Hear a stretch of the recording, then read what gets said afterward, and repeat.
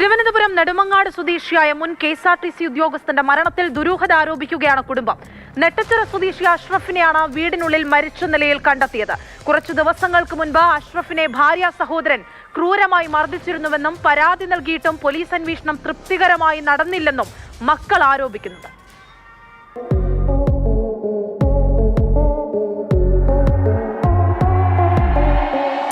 തിങ്കളാഴ്ചയാണ് നെടുമങ്ങാട് വീടിന് സമീപത്ത് വെച്ച് വസ്തുതർക്കത്തെ തുടർന്ന് അഷ്റഫിനെ ഭാര്യയുടെ സഹോദരൻ മർദ്ദിച്ചത്. പ്രമേഹ രോഗി കൂടിയായ അഷ്റഫിന് ഗുരുതരമായി പരിക്കേറ്റിരുന്നു. പിന്നാലെ ഇന്ന് രാവിലെ വീട്ടിനുള്ളിൽ മരിച്ച നിലയിൽ കണ്ടെത്തി. മർദ്ദനം മരണത്തിന് കാരണമായിട്ടുണ്ട് എന്നാണ് കുടുംബത്തിന്റെ പരാതി. പോലീസുകാർ പറഞ്ഞത് രണ്ടു കൂട്ടരെയും വിളിച്ചു വരുത്തി ഞങ്ങൾ ഓൾറെഡി കോംപ്രമൈസ്ഡ് ആക്കിയതാണല്ലോ. പക്ഷെ അതിന്റെ യാതൊരുവിധ ഇതും നമ്മൾ ആരും കണ്ടിട്ടില്ല.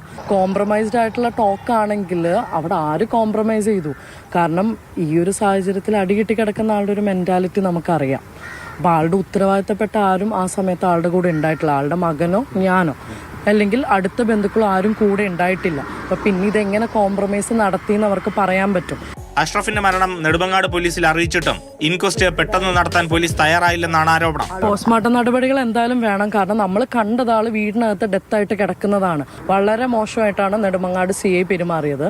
അയാൾ പറഞ്ഞത് കാർഡിയാക് അറസ്റ്റ് ആയിട്ട് 65 വയസ്സുള്ള ഒരാൾ മരിച്ചു എന്ന്. ഞാനൊരു ഡോക്ടറാണ്. ഞാൻ ചോദിക്കുക, എന്തിന്റെ ബേസിലാണ് ഒരാളും എല്ലായിടത്തും നടക്കുന്നത് കാർഡിയാക് അറസ്റ്റ് ഉണ്ട്, but secondary to something.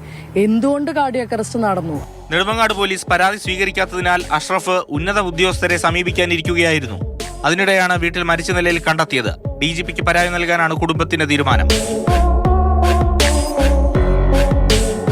Mathrubhumi news, Thiruvananthapuram.